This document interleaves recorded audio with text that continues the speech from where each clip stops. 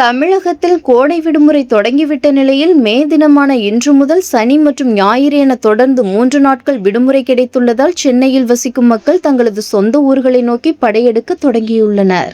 நேற்று மாலை முதலே பல்லாயிரக்கணக்கான மக்கள் பேருந்துகள் மற்றும் கார்களில் தென் மாவட்டங்களுக்கு பயணிக்க தொடங்கியதால் சென்னை மற்றும் திருச்சி தேசிய நெடுஞ்சாலையில் வரலாறு காணாத போக்குவரத்து நெரிசல் ஏற்பட்டுள்ளது. மகேந்திரா சிட்டி வழியாக பரனூர் சுங்கசாவடி வரை சுமார் 15 கிலோமீட்டர் தூரத்திற்கு வாகனங்கள் விடிய விடிய நீண்ட வரிசையில் அணிவகுத்து ஊர்ந்து சென்றன. இதனால் இருசக்கர வாகனங்கள் முதல் ஆம்னி பேருந்துகள் வரை அனைத்தும் நெரிசலில் சிக்கியது. 1 மணி நேரத்திற்கும் மேலாக வாகனங்கள் நகர முடியாமல் பயணிகள் தவித்தனர். இன்று வெள்ளி முதல் ஞாயிறு வரை தொடர்ந்து 3 நாட்கள் விடுமுறை என்பதால் மக்கள் சொந்த ஊர்களுக்கு பயணம் செய்தனர்.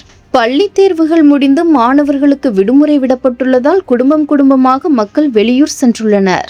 மேலும் வாகனங்களின் எண்ணிக்கை வினாடிக்கு வினாடி அதிகரித்ததால் சென்னையின் புறநகர் பகுதிகளில் துவங்கி திருச்சி தேசிய நெடுஞ்சாலை வரையில் பல இடங்களில் போக்குவரத்து நெரிசலால் சுமார் 15 கிலோமீட்டர் தூரம் வரையில் வாகனங்கள் வரிசையாக காத்திருந்து ஊர்ந்து சென்றன.